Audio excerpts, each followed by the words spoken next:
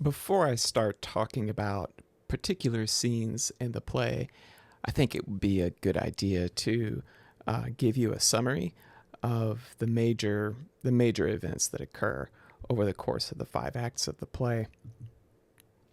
In Act 1, the contention between the houses of Lancaster and York continues right from where it left off in Part 2 of Henry VI. King Henry proposes a deal to bring the conflict to a peaceful end. This deal will preserve his sovereignty for the rest of his life, but also names Richard Plantagenet, the Duke of York, as his successor. The Lancastrians are, of course, outraged by this. Queen Margaret especially, she says, "I divorce myself from you." And obviously she would do that. Her son, Prince Edward's patrilineal right to the crown has been negated by this deal. On the other side, dissatisfied with a deal that leaves Henry in power, York's sons pressure him to break it. Already one step ahead of them, Margaret herself leads an assault on York's castle in Wakefield. Lord Clifford is with her, eager to revenge his father's death. In Act 5 of the second part of Henry VI, he ruthlessly kills York's defenseless son, Edmund, Earl of Rutland. And then York himself is captured in the battle. He's derided, humiliated, and beheaded.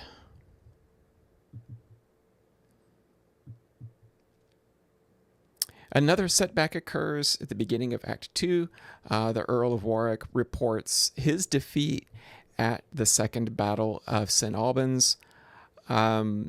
Meanwhile, with York now eliminated, Clifford urges Henry to nullify the armistice and reinstate his son's right to succession. At the same time this happens, in fact, Edward's arrival interrupts it. He was formerly the Earl of March, and now with the death of his father, he himself is Duke of York. He arrives with a large army led by Warwick and demands Henry's abdication.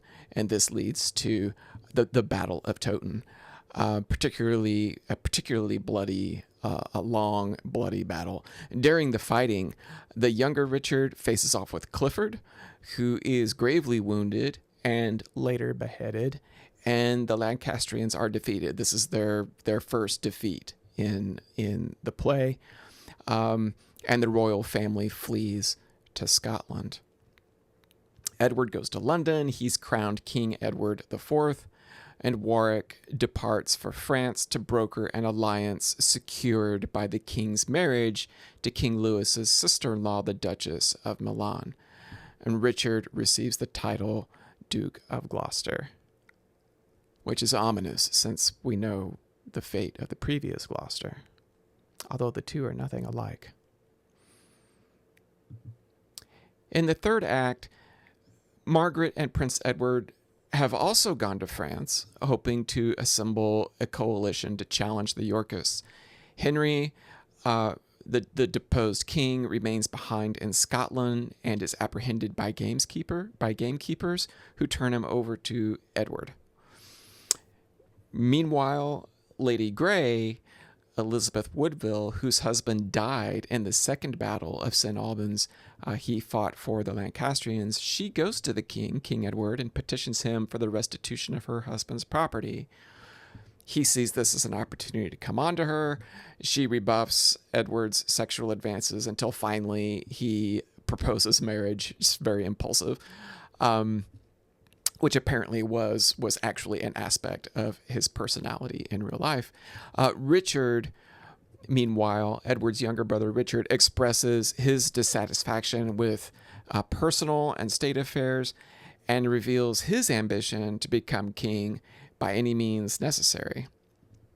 A really important soliloquy, really a turning point in the play that we'll talk about a little later in this video.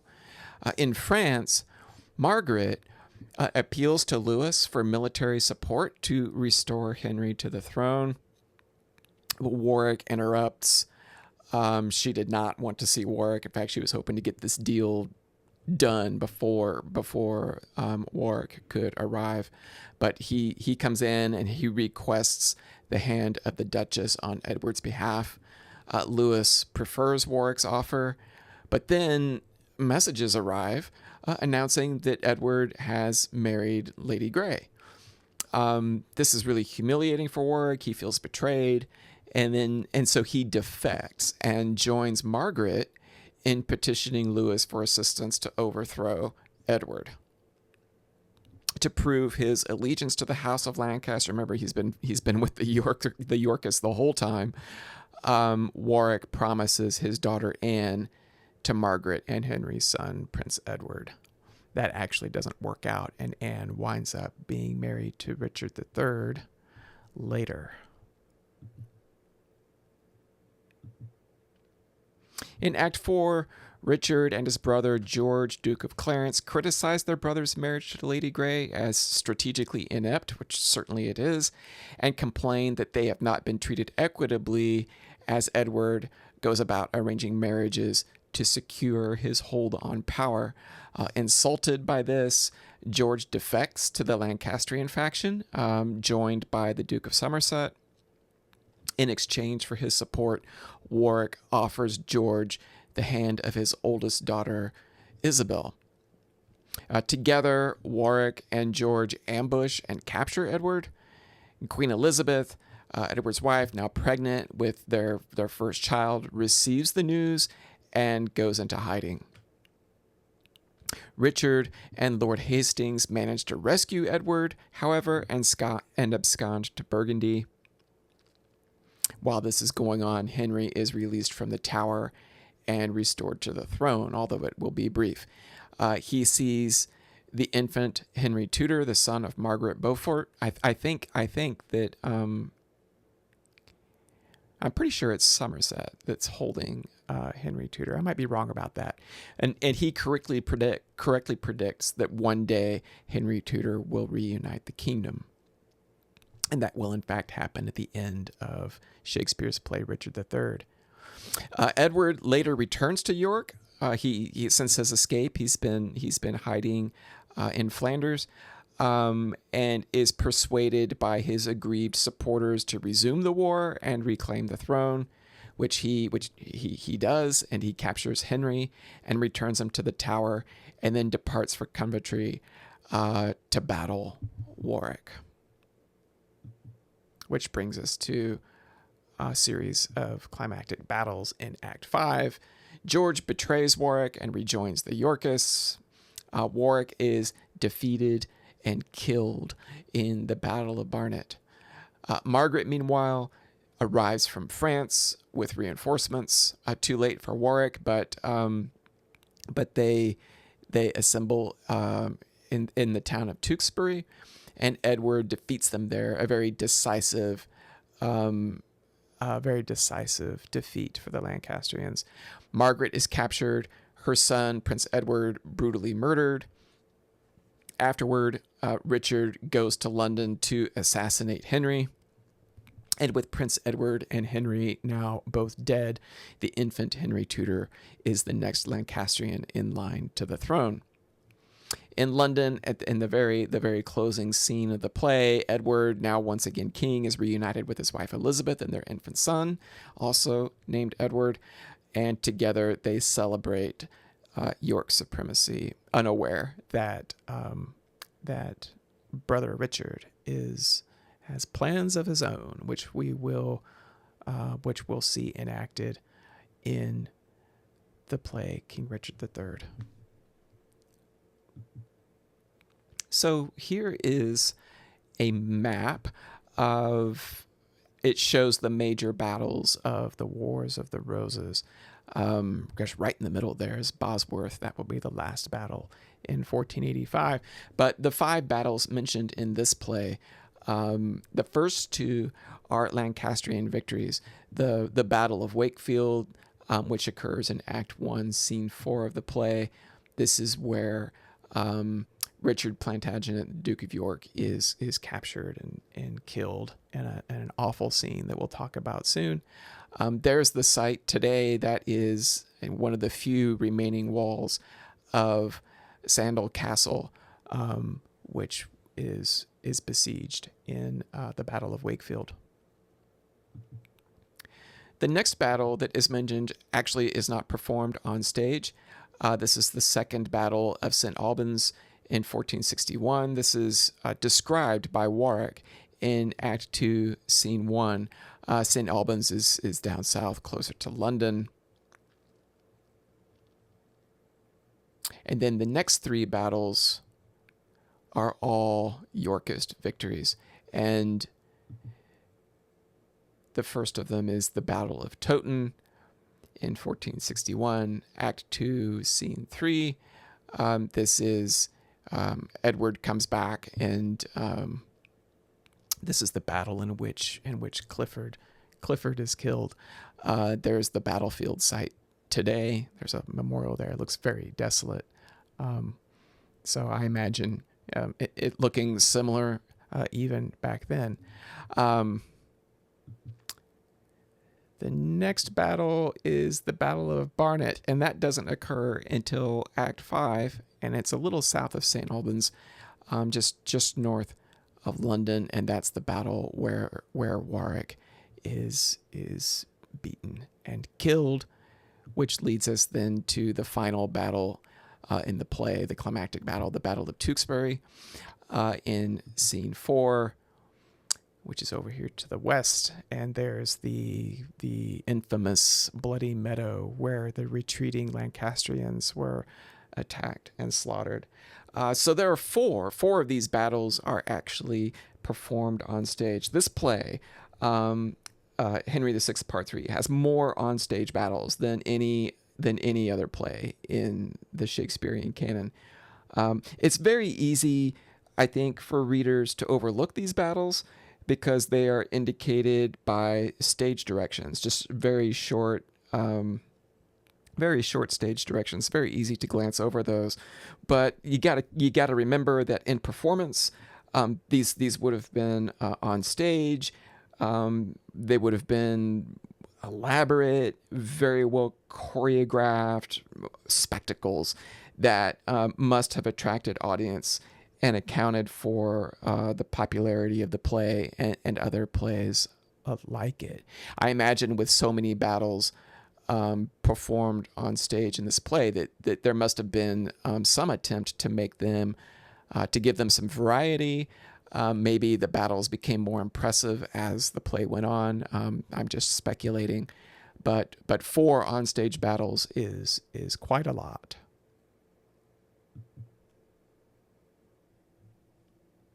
So at this point, we're going to look at some specific scenes from the play. I'm going to start with 2 bookend scenes, one from Act 1, the other one from Act 5. They're nearly opposite in terms of outcomes. In the first, Margaret exults over York after his defeat at Wakefield. And then in the second scene from Act 5, this is after the Battle of Tewkesbury, York's sons triumph over Margaret. But these 2 scenes also contain interesting similarities, parallels, that I think underscore the overall message of the play. In this one, Act 1, Scene 4, York has been defeated and captured, and Queen Margaret mocks him by putting a paper crown on his head. She ridicules his children. She calls Richard the crook-back prodigy Dicky, your boy, and she cruelly taunts him with a handkerchief stained with the blood of his son Rutland, who'd just been killed by Clifford, and tells him, if you're going to cry over the loss of your boy, you can wipe your eyes with this. When he finally gets a chance to speak, York calls her the she-wolf of France and an Amazonian troll. Amazons were ancient warrior women, but in Shakespeare's time, the term was used pejoratively to denigrate women who did not conform to society's expectations. York says that Margaret has a tiger's heart wrapped in a woman's hide. It's a famously pathetic speech and performance, and even Lancastrians witnessing it on stage, like Northumberland, are moved by it, and this makes Margaret and Clifford appear even more monstrous and more cruel when they ultimately stab Richard to death. Aspects of this scene are mirrored at the conclusion of the Battle of Tewkesbury 10 years later. This is Act 5, Scene 5, and this time it is Margaret who has been captured and must stand helplessly by as her son, Prince Edward, is killed by King Edward, the York Edward, and then his brothers George and Richard. And he knows the prince knows what's about to happen to him, and he stands defiantly, and he echoes his mother's earlier ridicule of Richard when he calls him a crookback and a misshapen dick. Both York and the prince are killed on stage, and they're both stabbed to death.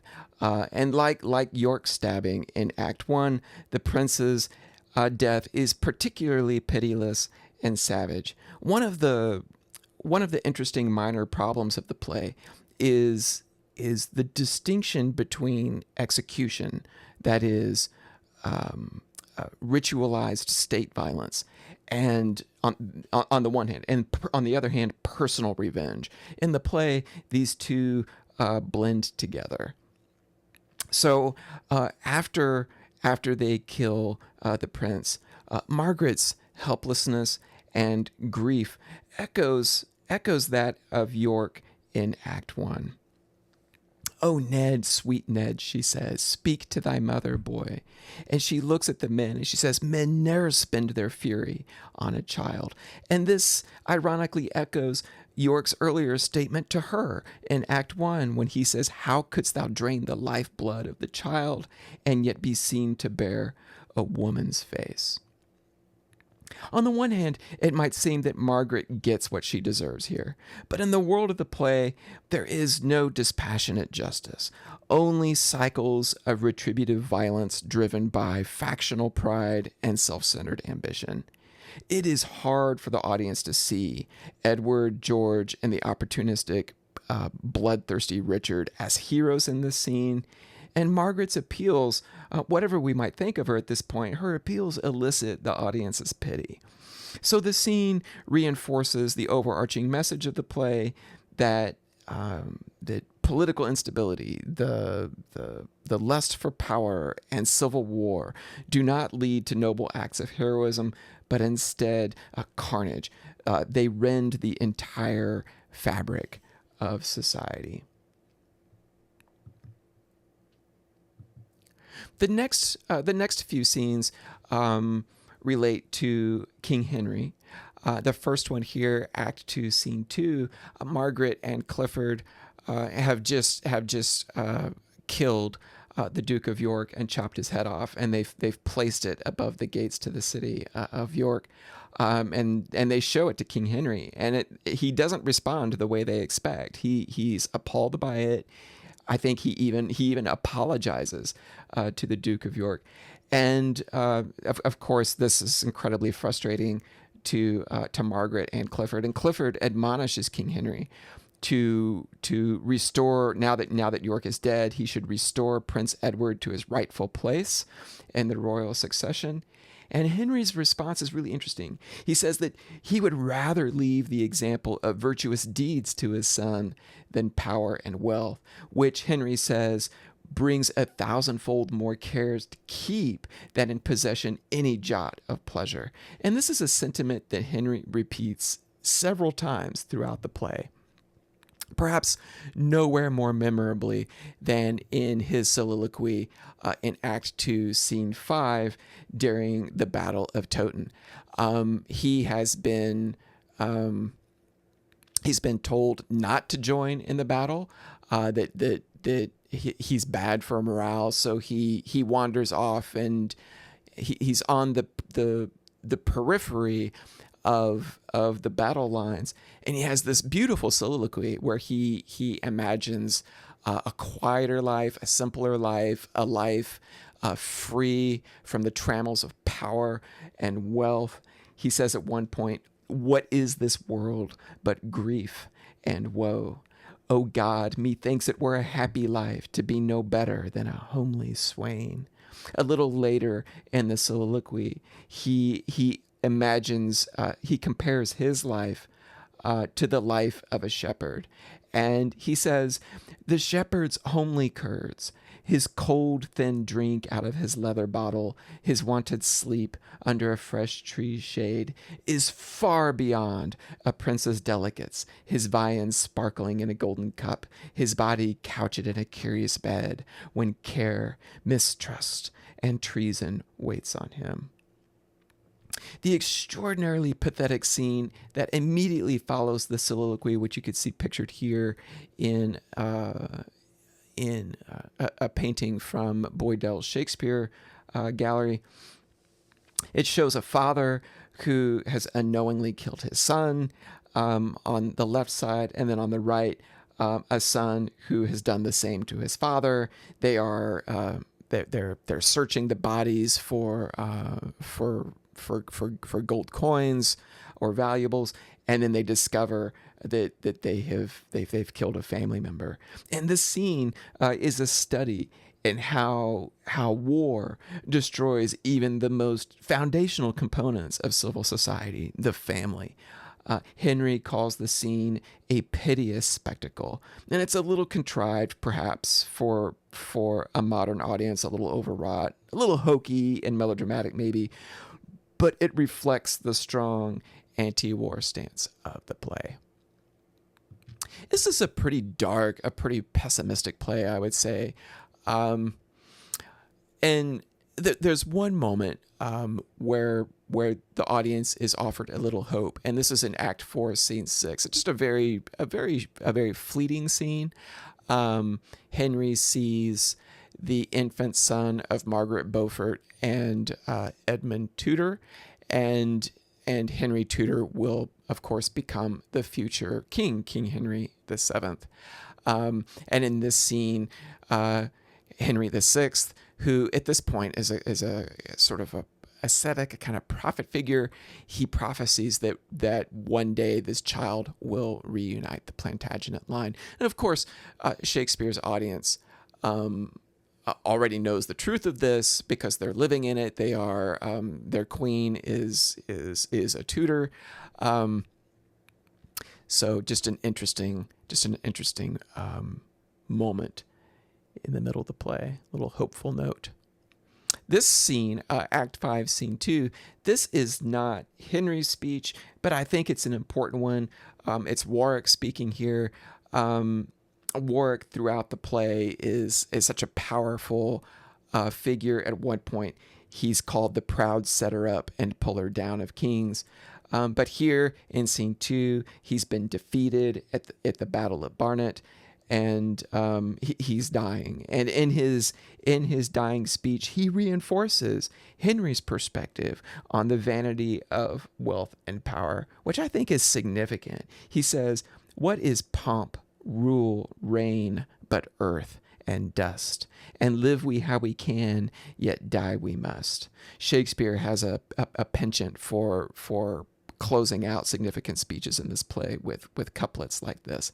But again, the way that Warwick, the York champion, or formerly York champion anyway, the way that his speech echoes Henry's moral sentiments earlier in the play, I think reinforces those messages. So the next group of scenes I'm going to talk about involve Gloucester, Richard, who I think is the most fascinating of all of Shakespeare's major villains, more fascinating than Iago, more fascinating than Macbeth. We'll start with Act 2, Scene 4. This is at the Battle of Wakefield.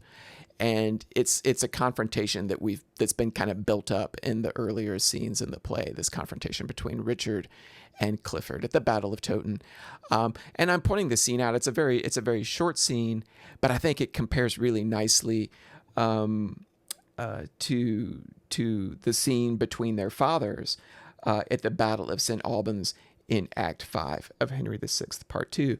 And you may remember from the last video where I discuss that scene that the folio version, the 1623 version of the scene, was revised from the quarto version of the scene to emphasize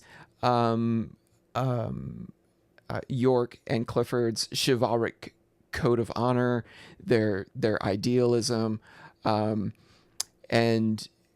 here their sons, when their sons confront each other, all of that is gone. It's out the window. Richard and Clifford in this scene at Wakefield, they taunt each other.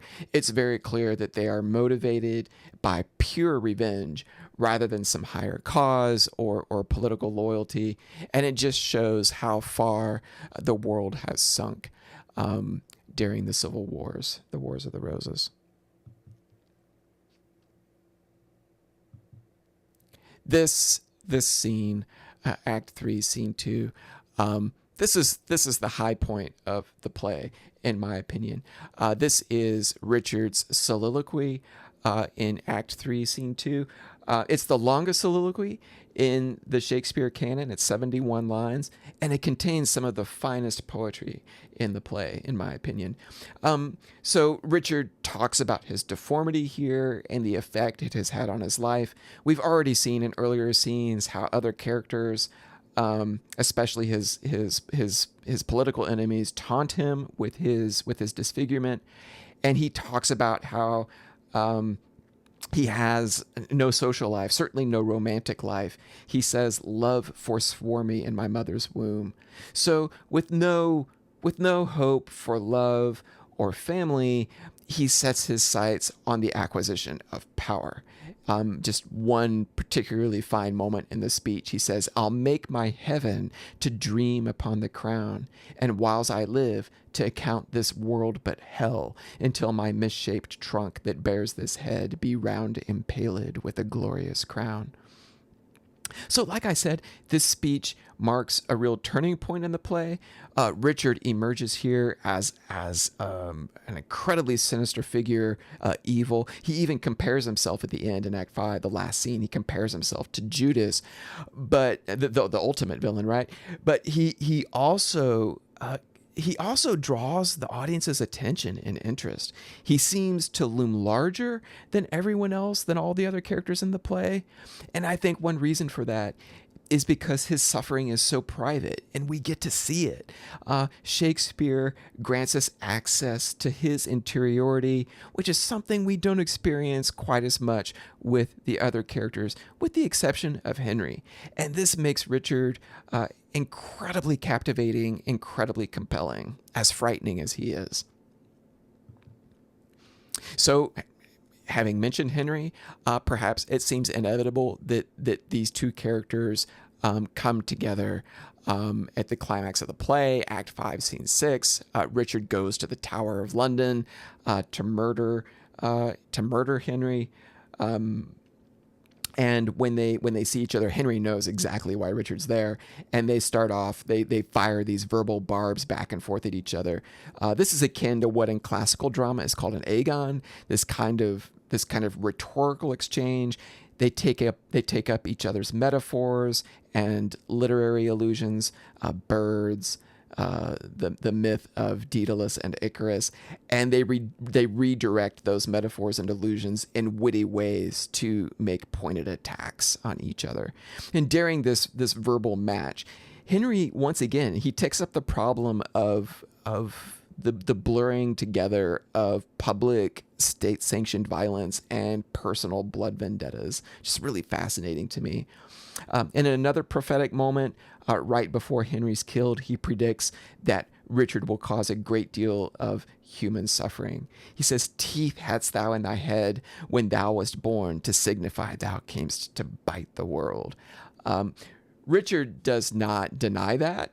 And after he kills Henry, we get another chilling soliloquy from him, this time making even more explicit that kinship ties will not prevent him from achieving his ambition. In fact, in this speech, he rejects the idea that he has any kin or kinship obligations at all. Just one particular moment that stands out, really famous lines. He says, "Since the heavens have shaped my body so, let hell make crooked my mind to answer it. I have no brother. I am like no brother. And this word, love, which graybeards call divine, be resident in men like one another and not in me. I am myself alone." So finally, I want to talk about two more scenes.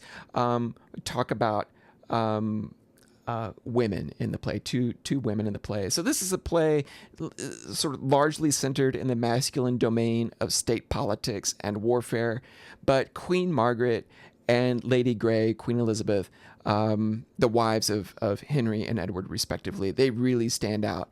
Both these marriages, as I said earlier, they contribute substantially to the factionalism and civil strife in the tetralogy.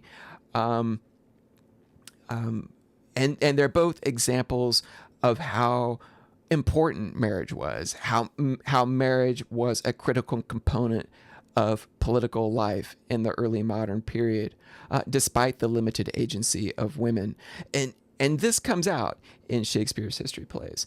Marriage was a kind of bargaining chip, a way to shore up alliances, a way to stabilize lines of succession and ensure smooth transfers of property and wealth. And we see this, for example, in this play after Warwick defects to the Lancastrian faction, and he promises his daughter Anne to Margaret's son, the prince, as a kind of pledge of loyalty. And then the same thing happens again when Warwick gives the hand of another one of his daughters to George, after George, Duke of Clarence, comes over to the Lancastrian cause. Both of these marriages, both these marriage arrangements that Warwick proposes here were precipitated by the failed marriage negotiation that was intended to secure an alliance between King Edward and France. And the reason that negotiation failed, you'll remember, is Edward's impulsive marriage to the commoner Lady Grey, who speaks in this scene, Act 3, Scene 2. This is when Edward attempts to, I don't even know if it's a seduction, really, but Lady Grey has come to him, petitioning for the restoration of her husband's property, and Edward uses his power and influence to try to extort sexual favors from her. She shows a good deal of strength, integrity, and good sense in this exchange. She rejects Edward's offer of the return of her husband's land in exchange for sex, and she reasonably suspects the sincerity of his marriage proposal. She says, "I am too mean to be your queen, and yet too good to be your concubine." That's a great line. I really like her strength. She's not intimidated by his power. But ultimately, she complies with his marriage order, but she's able to do so on her own terms and in a way that preserves her honor and perhaps more importantly, protects the children she already has by her former husband, who was killed in the Second Battle of St. Albans. The last scene I want to talk about, Act 5, Scene 4. This is right before the final battle, the last great on stage orgy of military violence. This is Margaret's oration at Tewkesbury, lines 1 through 38. It's a highly rhetorical speech, rousing the armed forces assembled there. It's quite effective. The male military leaders respond to it with admiration, and it has its effect. What's interesting about it to me is that it recalls her earlier speech in Henry VI Part 2, where she totally different context. But in that speech, she had described her perilous journey across the English Channel to be joined with Henry VI as his bride. You might remember that speech. She complains of she how dissatisfied she is with her marriage to Henry, how she wishes she had never come over, and so forth. Here, in this speech, in the context of preparations for a major military battle, she uses the dangerous sea voyage as a metaphor to describe the Yorkist obstacles to Lancastrian supremacy. It's a fantastic speech. And I think it's worth studying and remembering. And with that concludes this presentation on King Henry VI, Part 3.